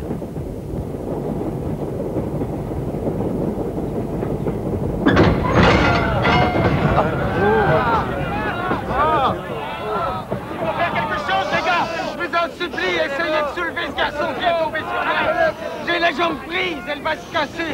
Les gars, il faut faire quelque chose. Il faut empêcher les types de s'évanouir, les ranimer, les empêcher de tomber. Sinon, il va y avoir des cas piétinés, étouffés. Il va y avoir des morts. Des morts, et il va y en avoir de toute façon. Les gars, j'ai une idée. Trouvez-moi des boîtes de conserve vides, des bidons, n'importe quoi. Croyez-vous?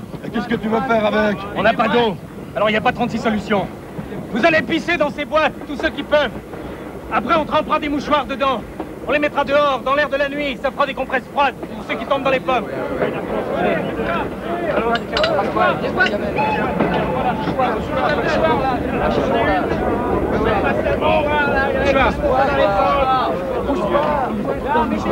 Mouchoir. Merci.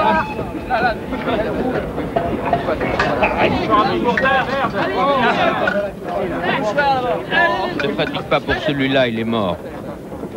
Bon. Mettons-le près du petit vieux. Celui qui est mort l'autre nuit. Aïe. Poussez pas. Ça va? Ah, ça va comme ça. J'ai sombré dans une sorte de torpeur brumeuse, un demi-sommeil hébété, que traversaient parfois, lorsque je perdais conscience, des images de Hollande, où j'avais passé le premier hiver de mon exil.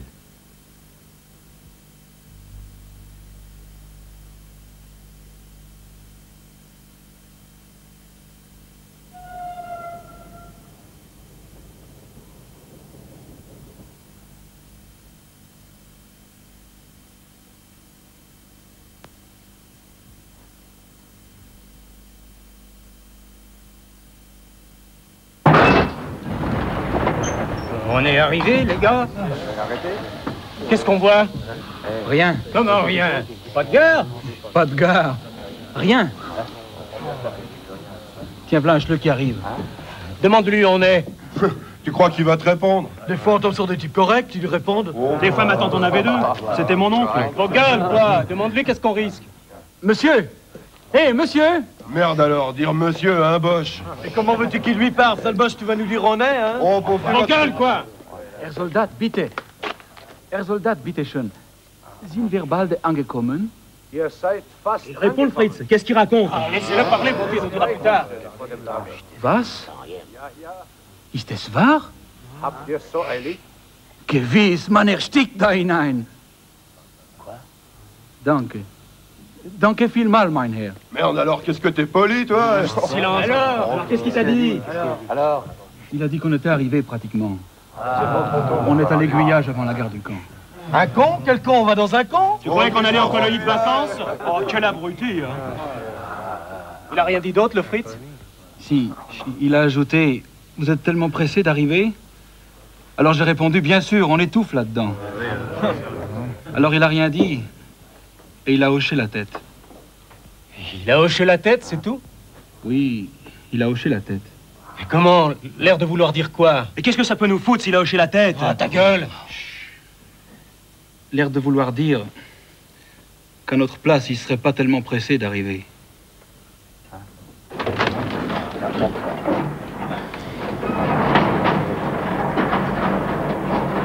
T'as entendu? Hé, on y est tout de même arrivé au bout du voyage. Ça va pas, vieux?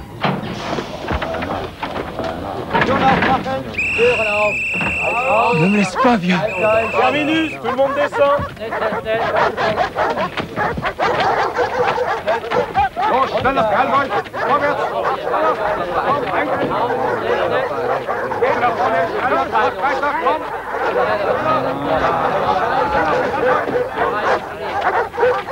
Komm los! Mon copain de ce mur ne connaîtra pas la fin de ce voyage.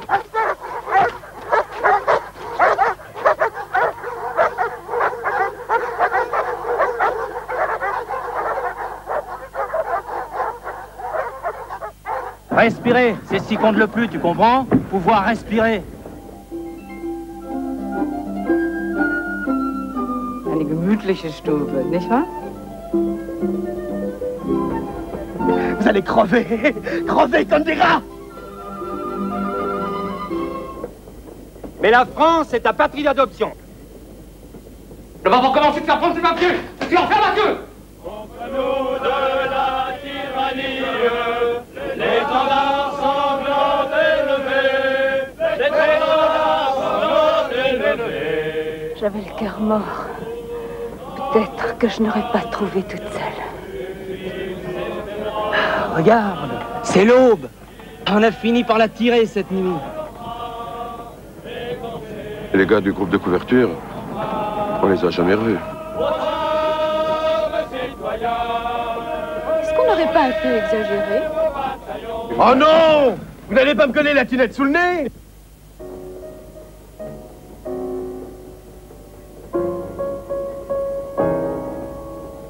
Dis donc, ce camp où on va, tu as une idée de ce que ça peut être? Vous vous rendez compte? C'est quoi la nuit des Bulgares? Je suis en pleine forme, c'est le printemps. On pourrait être parti en fumée. Les Boches et les gosses de Bosch, tu connais maintenant? Meine beiden Söhne sind im Krieg gefallen. Alors on a fait cette guerre pour rien.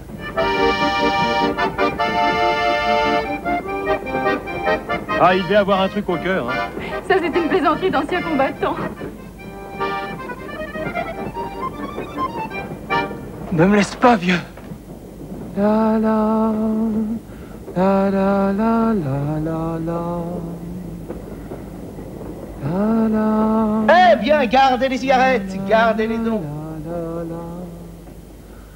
Ich habe überhaupt keinen Krieg geführt.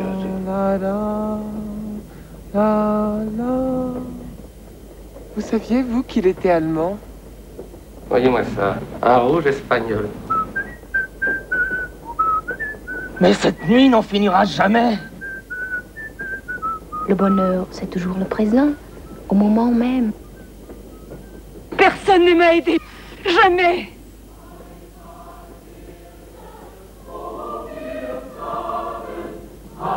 On tiendra, vieux, jusqu'au bout du voyage, et jusqu'au bout de tout.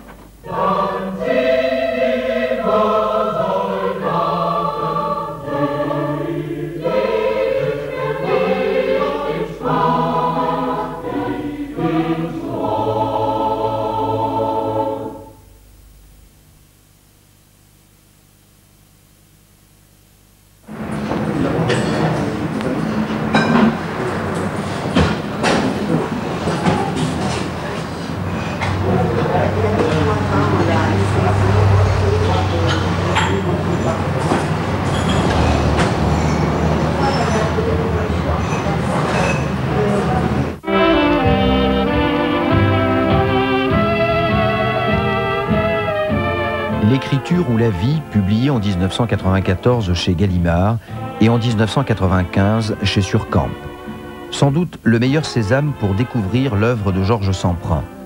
Une langue limpide, belle, pour retracer le souvenir des camps et le choix ensuite entre l'écriture ou la vie, qui se fera pendant 15 ans au détriment de la première, à travers l'engagement dans le Parti communiste espagnol clandestin. Quel beau dimanche, publié chez Grasset en 1980 et en allemand chez Suhrkamp en 1984. Un peu la première matrice de l'écriture ou la vie. Les souvenirs de Buchenwald s'y mêlent à ceux de l'engagement d'après-guerre dans le PC espagnol clandestin. À Buchenwald, Léon Blum, auteur en 1901 de Nouvelles conversations de Goethe avec Eckermann, est détenu non loin du chêne de Goethe. Ironie de l'histoire. Une douloureuse réflexion sur les deux univers concentrationnaires, le nazi et le stalinien, une promenade désabusée souvent marquée au sceau d'un humour grinçant à travers les deux totalitarismes du siècle. Federico Sanchez vous salue bien, publié en 1993 et réédité au livre de poche et en allemand chez Suhrkamp. Sorte de roman de souvenirs où l'on croise Hemingway et Juan Carlos, Felipe González et Primo Levi. Les adieux à Federico Sanchez, nom de guerre du militant communiste clandestin Semprin, par celui qui deviendra ministre de la culture d'une monarchie espagnole, réconciliée avec la démocratie. Une interrogation dans l'Espagne de la Movida sur ce qui reste des idéaux d'antan. Les éditions Climat à Castelnau-le-Lay dans l'Hérault publient sous le titre Mal et modernité deux discours de Georges Semprin. Le premier prononcé en Sorbonne, le second à la remise à Francfort en 1994 du prix de la paix des libraires allemands. Encore l'expérience de Buchenwald, encore l'arbre de Goethe sur l'Ettersberg et un vibrant plaidoyer pour l'Allemagne, car le peuple allemand est le seul en Europe depuis la réunification à pouvoir et devoir prendre en compte les deux expériences totalitaires du XXe siècle, le nazisme et le stalinisme.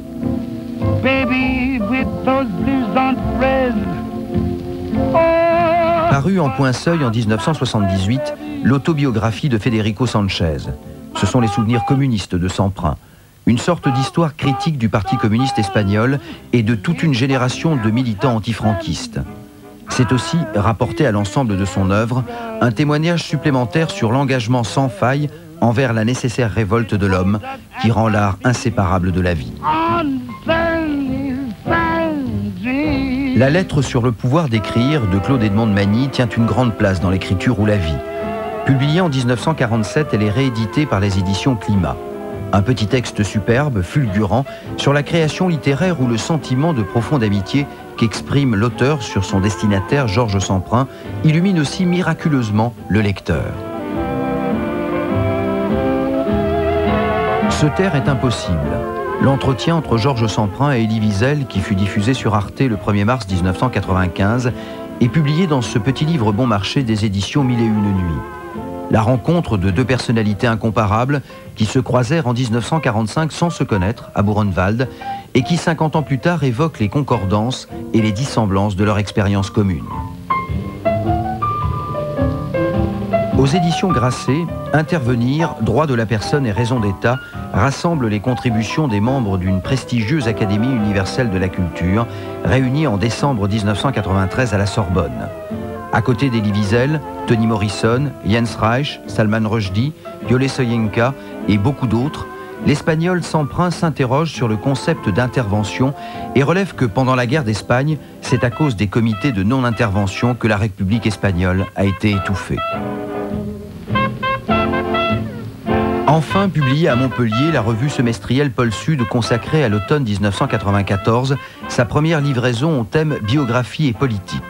Georges Semprin, qui a mis sa vie en littérature, y voit son mode d'écriture analysé par Paul Aliès autour de deux axes que sont l'écriture sur soi et l'engagement. Et avant de s'entretenir lui-même avec Paul Aliès de l'écriture et de la vie. Pour finir, deux auteurs de langue allemande dont l'expérience et le regard qu'ils portent sur elle ne sont pas sans rappeler ceux de Georges Semprin. Jean Améry, de son vrai nom Johannes Mayer, fut déporté pour fait de résistance en Belgique. Dans Au-delà de la faute et de l'expiation, il ne fait pas que raconter son combat pour la survie à Auschwitz, Buchenwald et Bergen-Belsen, mais s'interroge aussi sur le rôle que peut avoir l'intelligence chez ceux qui n'ont ni Dieu, ni idéologie à quoi se raccrocher. Une parole d'espoir dans le pire chaos. De Ralph Giordano, je suis cloué à ce pays. Giordano, journaliste, écrivain et juif, réussit à survivre au nazisme en se cachant à Hambourg avec sa famille. Membre après la guerre du Parti communiste interdit, il le quitta en 1957. Dans ce livre, comme dans d'autres, il revendique de se battre pour la mémoire et la vigilance. Vous retrouverez tous les titres de ce biblio en France sur le Minitel 3615 code Arte, puis biblio soirée thématique ou sur le télétexte Arte, page 470. Et en Belgique, par le télétexte, rubrique Biblio Arte, page 646.